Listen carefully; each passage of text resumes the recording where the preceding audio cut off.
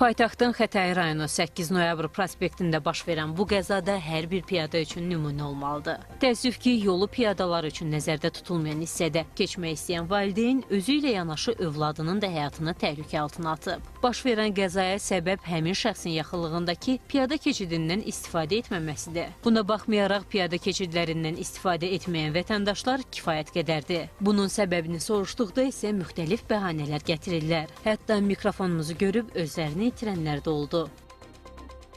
Yaşlı qadın ayağı ağrıyır, orada keçə bilmir piyəkanlarla. Piyada keçişi gör hardadır? Mən hara gedim o boyda yolu? Yeraltı piyada keçidi. Başa düşdüm də mən ora getməyə hara? Mən bura gedirəm. Mən o boyda yolu hardan gedim? Ayaqlarım tərpənmir, güclə yeriyirəm. Burada astravok elədi ki, keçmək olar da, orada saxlamaq, hamı buradan keçir. Yeraltı piyada keçidi var. Yeraltı uzaqdır mənə, ora lazımdır. Bəzi vətəndaşlar isə yeraltı piyada keçidinin yerini belə bilmir. Piyada keçidi burada yaxınlıqlarda yoxdur onun üçün. Burada yeraltı piyada keçidi. Mən tamamladığım üçün istifadə eləmədim. Statistikaya görə 2024-cü ildə paytaxt yollarında 240 piyada vurma hadisəsi baş verib. Bu qəzalar zamanı dünyasını dəyişən 111 piyadadan 6-sı uşaq olub. 2025-ci ilin 4 ay ərzində isə piyada vurma qəzalar zamanı 30 piyada dünyasını dəyişib. 5 uşaq isə xəsarət alıb. Nəqliyyatı İntellektual İdarə Etmə Mərkəzi bütün piyadaları qaydalara riayət etməyə, valideynləri isə bu məsələdə daha diqqətli olmağa çağırır.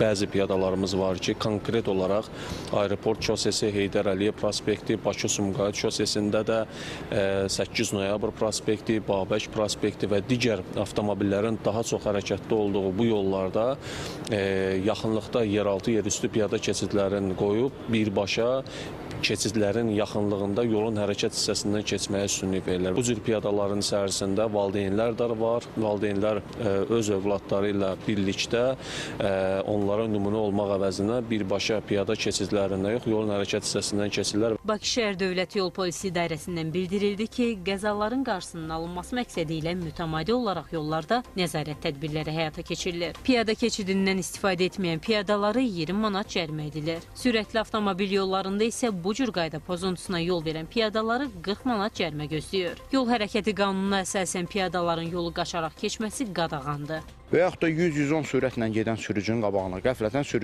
bir piyada çıxır. Qəfil tormozlanma versə maşın aşacaq.